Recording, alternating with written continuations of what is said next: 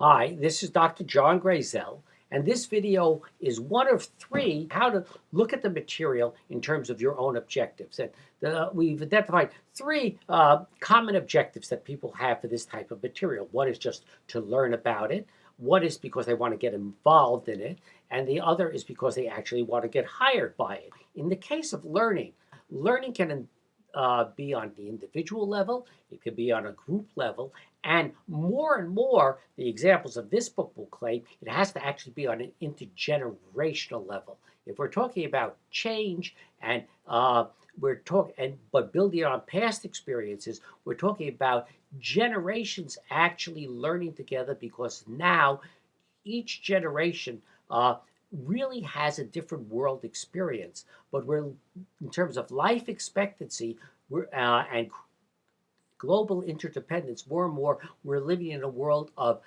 generations layered upon each other or intermingled with each other in ways that didn't happen in the past when human life was shorter and change took longer.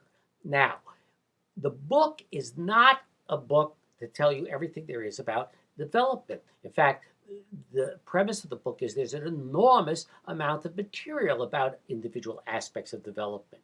The problem is, how do you put that material together and why you should put it together? And the other question is why it isn't, and how, in fact, many of the approaches and many of the institutions that we work through actually work to see that it doesn't come together, and in many cases to see, in fact, that lessons learned, positive or negative, are forgotten, so that you get caught in ever repeating cycles of reinventing the wheel. As you read this book in terms of learning, realize that the purpose of this book is to try to connect things together. It is to string the beads together on a thread. It is not to let you understand in depth each of the beads, but how, if they're strung together, you get an entirely different phenomenon and what it takes.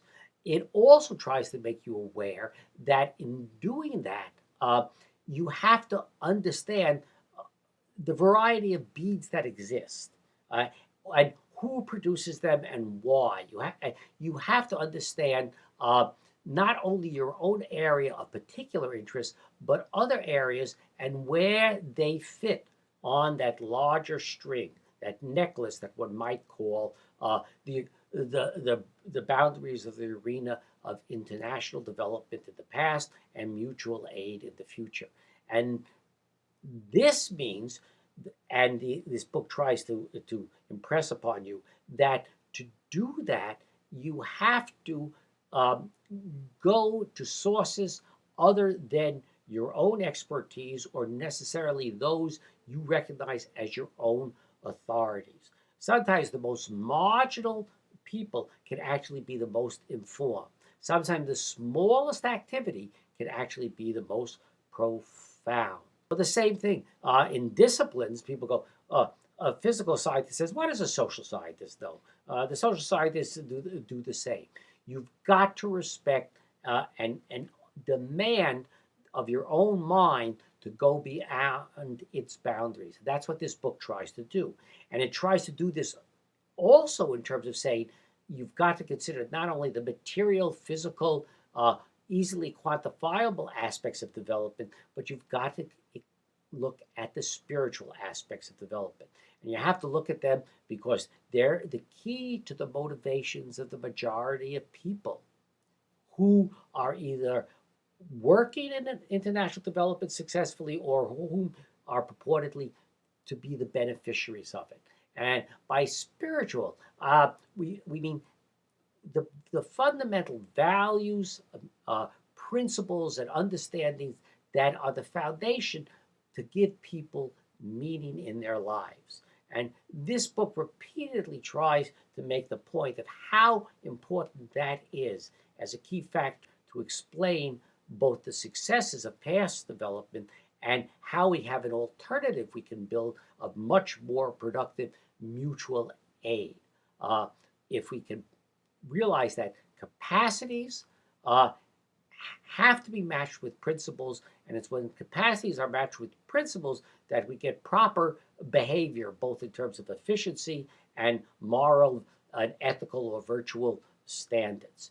Uh, that, of course, requires us working towards an understanding of common moral, ethical, and virtual standards. And again, hopefully in this book, that's one of the things you will learn for the examples of how closely related that is to successful development.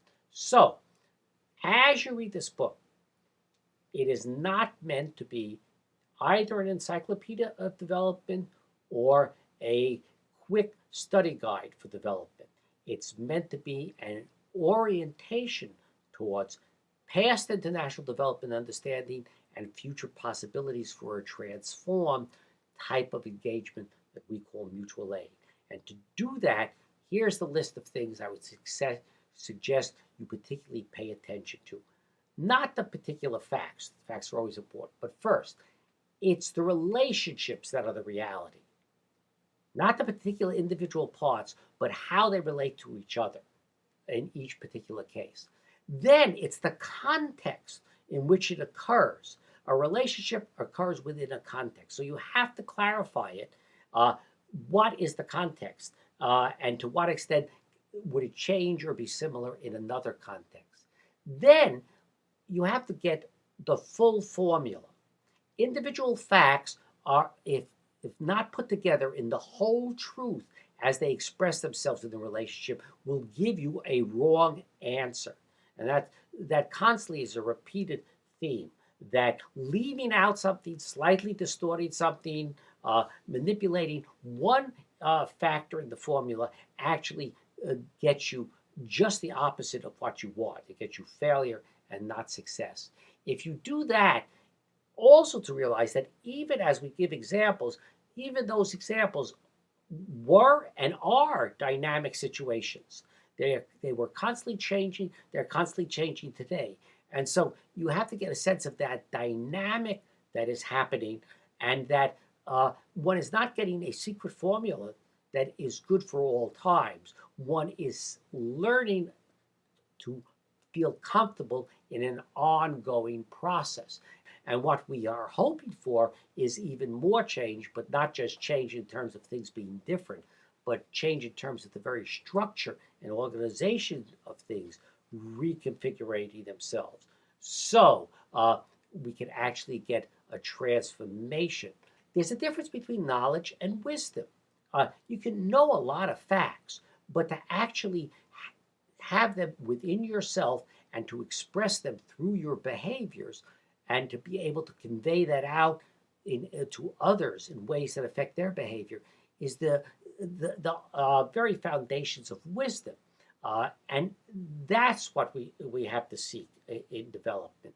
And then there's a difference between just facts separate from their context and truth, which is the constellation of factors in precise relationship to each other without distortion, but with as objective a presentation as possible. Now, that's what you have to do to actually read a lot of the other works that are filled with knowledge and facts and experience, but because they haven't put themselves together in a world where information is so rapid, there is so much of it, and it is in many cases seemingly so distorted that the best use of information actually can be in creating the basis for a learning experience with others, so that any source of information, such as this work and these videos, are really not the fountains of knowledge, but are meant more to be the gathering places for people to come together and then try as a group to actually affect their mutual understandings